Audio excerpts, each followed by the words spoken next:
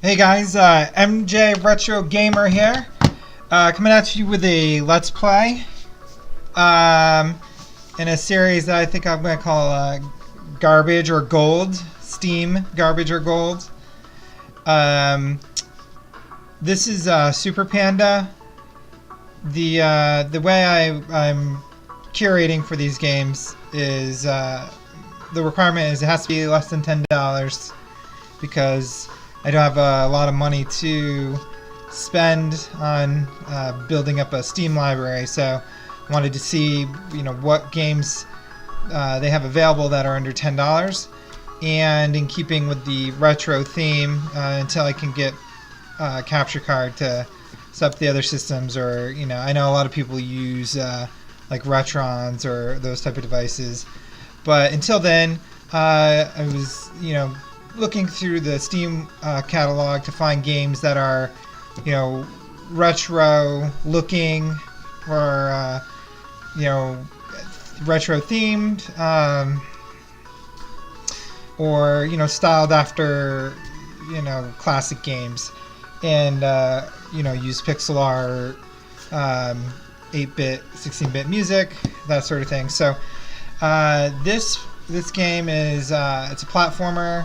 It was $1.97, and I think it's a really good game,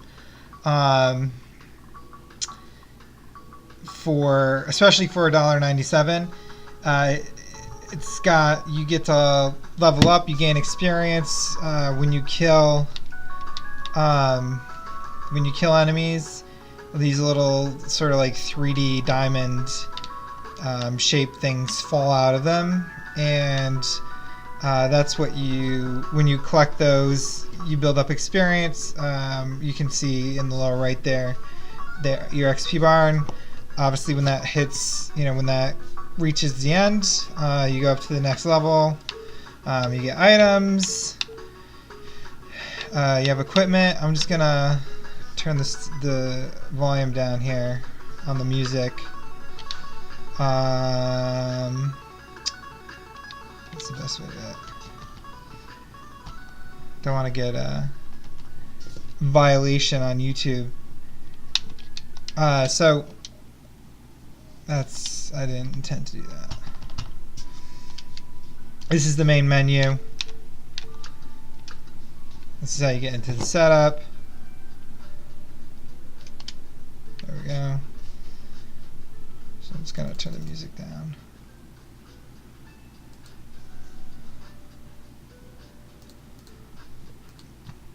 Alright. So I already started a game, so when I go to game start, you have 3 save slots.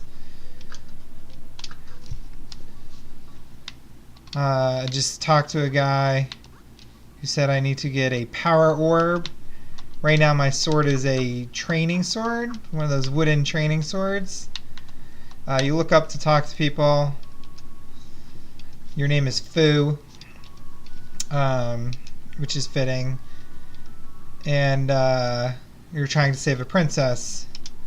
So all the classic themes and goals are there.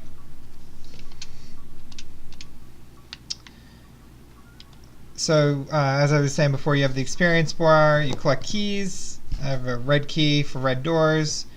The blue leaf is your magic or mana. I haven't found anything that uses that yet, so I don't know what that does. So you can do a stronger attack by holding down the attack button, and otherwise usually it takes a few hits to take those guys out. If you hit down is shield, and when you're in your shield, it takes away from that green bar instead of taking away from your health. So as you can see, as I was saying before, in terms of what I'm looking for when I'm trying to find games that I want to try out, play on the channel, to review with you guys. the art style, the pixel art, and you can see that's there. You know, it's pick up and play. I haven't played it much yet. I've probably played it for about an hour. Although my save slot says 20 minutes. So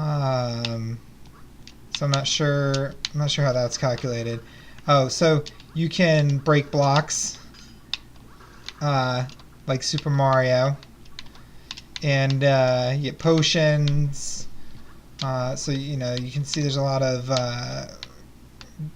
gaming components, mechanics that sort of harken back, to the 8-bit and 16-bit era. You get to collect coins. It makes the Super Mario-esque coin collecting sound. These are save points, and they're scattered around. You can also slash the blocks to break them. Right now, this is the Crystal Cave, and the Power Orb is going to allow me to get a better sword. I don't know if I said that already. So that's my mission at the moment, is to collect the Power Orb to get a better sword. Like I said, I haven't gotten very far. There was an old man at the beginning of the game. Maybe given an opportunity, I'll restart so I can capture that part of the game. But yeah, I would say this is gold. I think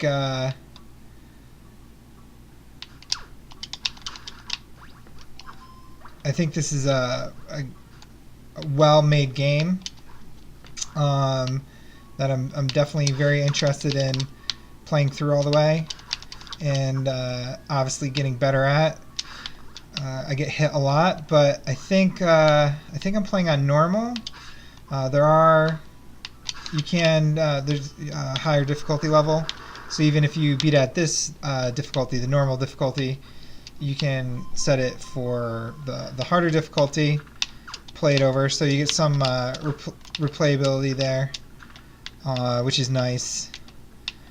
These blocks disappear and come back, which NES platforming games were notorious for components or mechanics like that, where Mega Man, where the platform disappears, or the platform moves. That's another favorite, which obviously adds a level of difficulty and frustration for the player.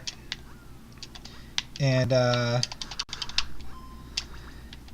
another thing I like about this game is, if you notice, Fu, his facial expressions are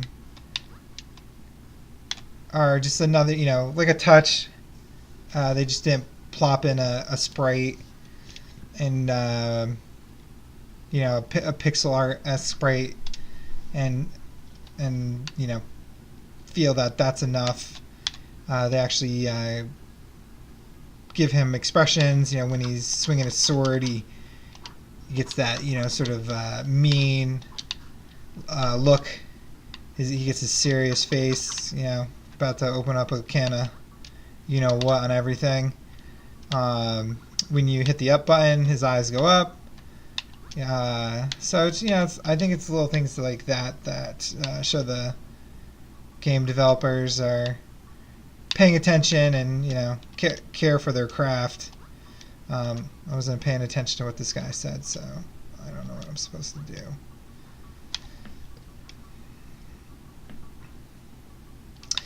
I think that was the guy. There's a guy under here.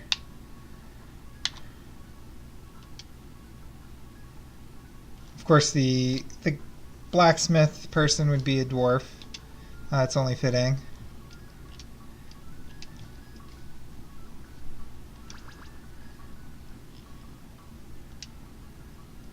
So I just got some armor, which lowers damage by 10%, which is a pink candy stripe pattern by the looks of it.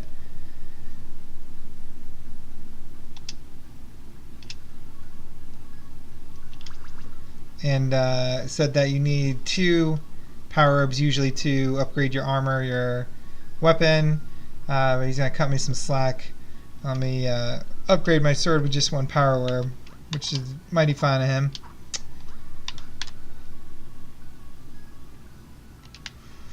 And now I gotta go back to the other guy with the shades to get my next mission. So yeah,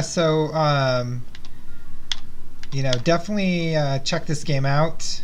The reviews are very positive. So in terms of what games I'm choosing to play and to demonstrate. It has to be under $10.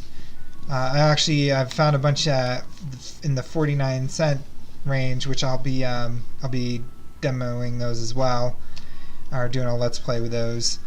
And it's got to or release as much as possible. I'm going to try to tie in with it's got to be sort of a retro themed, retro design game in pixel art or the the 8-bit sound, that sort of thing.